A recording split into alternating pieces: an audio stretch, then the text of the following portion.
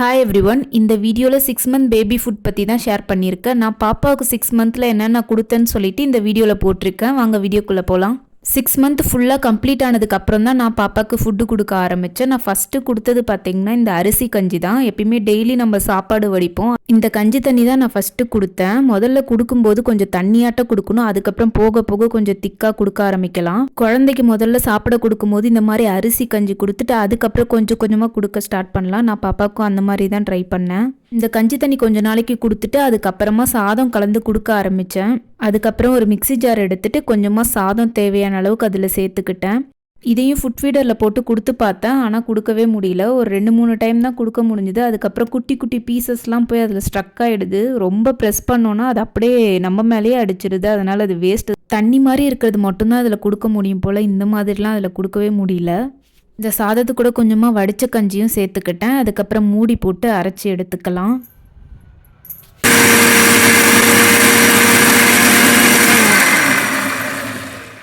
அவ்வளோதான், நல்லா அரைச்சி எடுத்தாச்சு. அதுக்கப்புறமா ஒரு பவுலில் மாற்றி வச்சுக்கலாம்.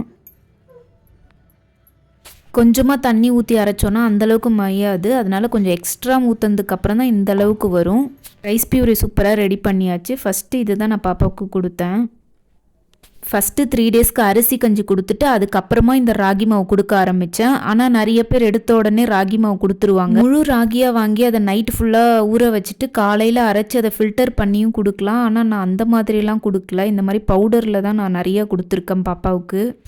ஃபஸ்ட்டு ஒரு பவுல் எடுத்துகிட்டு அதில் 3 டேபிள் ஸ்பூன் ராகி மாவு போட்டுட்டு அதுக்கப்புறம் கொஞ்சம் நிறையாவே தண்ணி ஊற்றிக்கலாம். அப்போ தான் வேக வைக்கும்போது கொஞ்சம் லிக்விடாக வரும், இல்லைனா ரொம்ப கெட்டியாயிடும்.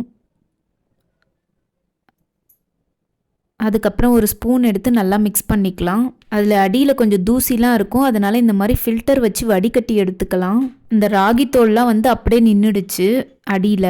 இதை வடிகட்டாமல் கொடுத்தோன்னா குழந்தைங்க மோஷன் போகும்போது கொஞ்சம் கஷ்டமாக இருக்கும். அந்த தோல்லாம் அப்படியே வந்துடும். அதனால் இந்த மாதிரி ஃபில்டர் பண்ணி கொடுக்கறது தான் நல்லது.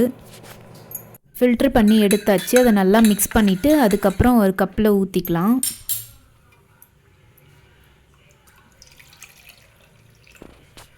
அதுக்கப்புறமா கேஸ் ஆன் பண்ணிவிட்டு இந்த கப்பை அதில் வச்சிடலாம். ஒரு ஸ்பூன் வச்சுட்டு இந்த மாதிரி மிக்ஸ் பண்ணிக்கிட்டே இருக்கணும். அப்படி இல்லைன்னா அடி பிடிச்சிக்கும், கருகி போயிடும். அதனால் இந்த மாதிரி மிக்ஸ் பண்ணிகிட்டே இருக்கணும். கொஞ்ச நேரம் கிண்டிகிட்டு இருந்தாலே நல்லா வெந்துடும். அதுக்கப்புறமா நம்ம எடுத்து வச்சுக்கலாம். சூடு ஆறதுக்கப்புறம் ஒரு பவுலில் இதை ஊற்றிக்கலாம். இந்த ராகி பியூரை கொடுக்கறதுனால குழந்தைக்கு போன் ஸ்ட்ரென்த் நல்லா இருக்கும். ஏன்னா இதில் கால்சியம் நிறையா இருக்குது. இந்த மாதிரி கொடுக்கறத விட நம்ம ராகியாக வாங்கி ஊற வச்சு அரைச்சி கொடுத்தோன்னா அது இன்னும் ரொம்ப நல்லது. ராகி பியூரை சூப்பராக ரெடி பண்ணியாச்சு. நெக்ஸ்ட்டு பார்க்கலாம். ஃபஸ்ட்டு ஃபுட்டு கொடுக்க ஆரம்பிக்கும் போது ஒரு நாளைக்கு ஒரு வேளைன்னு கொடுத்துட்டு அதுக்கப்புறமா 2 டைம் 3 டைம்னு சொல்லி இன்க்ரீஸ் பண்ணிக்கலாம். அதுக்கப்புறமா குக்கரில் கொஞ்சமாக பாசிப்பருப்பு போட்டுக்கிட்டேன். பாசிப்பருப்பு ரொம்ப ஈஸியாக டைஜஷன் ஆகிடும். குழந்தைக்கு கான்ஸ்டிபேஷன் ப்ராப்ளம்லாம் அதிகமாக வராது. ஃபஸ்ட்டு இதை தண்ணி ஊற்றி நல்லா வாஷ் பண்ணிவிட்டு அதுக்கப்புறமா தேவையான அளவுக்கு இதில் தண்ணி சேர்த்துக்கலாம். குக்கரில் ஆனால் குழந்தைக்கு கொடுக்கக்கூடாதுன்னு சொல்கிறாங்க. இப்போ குக்கர்னால் சீக்கிரமாக நம்ம வேக வச்சு எடுத்து ரெடி பண்ணிடலாம். ஆனால் குண்டானில் போட்டோன்னு வச்சுக்கோங்களேன், நிறைய தண்ணி ஊற்றிக்கிட்டே இருக்கணும். அது வேக வேக தண்ணி ஊற்றிட்டே இருக்கணும். பாப்பா ரொம்ப அழுதுகிட்டு இருந்தானா இதில் சீக்கிரமாக ரெடி பண்ணி எடுத்துகிட்டு வந்துடலாம். அதுனா ரொம்ப டைம் ஆகும். அதுக்குள்ளே அவள் ரொம்ப அழுவ ஆரம்பிச்சிருவா. அப்புறமா மூடி போட்டுட்டு ஒரு 5 விசில் விட்டு எடுத்தோன்னா சூப்பராக ரெடி ஆகிடும். மத்து வச்சு லைட்டாக கடைஞ்சி எடுத்தோன்னா இந்த அளவுக்கு வந்துடும். பருப்பு பியூரி சூப்பராக ரெடி பண்ணியாச்சு. இந்த பாசிப்பருப்பில் நிறைய ப்ரோட்டீன் இருக்குது. குழந்தைக்கு ரொம்ப நல்லது. பாப்பாவுக்கு 6 மந்த் கம்ப்ளீட் ஆனதுக்கப்புறமா இந்த 3 பியூரேவும் தான் கொடுத்துக்கிட்டு இருந்தேன். 3 நாளைக்கு இந்த அரிசி கஞ்சி, அதுக்கப்புறமா ராகி, அதுக்கப்புறமா இந்த பருப்பு, இது 3 தான் ஃபஸ்ட்டு கொடுத்துக்கிட்டு இருந்தேன். இது கொஞ்சம் நல்லா சாப்பிட்டு பழகினதுக்கு அப்புறமா ஃப்ரூட் பியூரே, வெஜிடபிள்ஸ் பியூரெல்லாம் கொடுக்க ஆரம்பித்தேன்.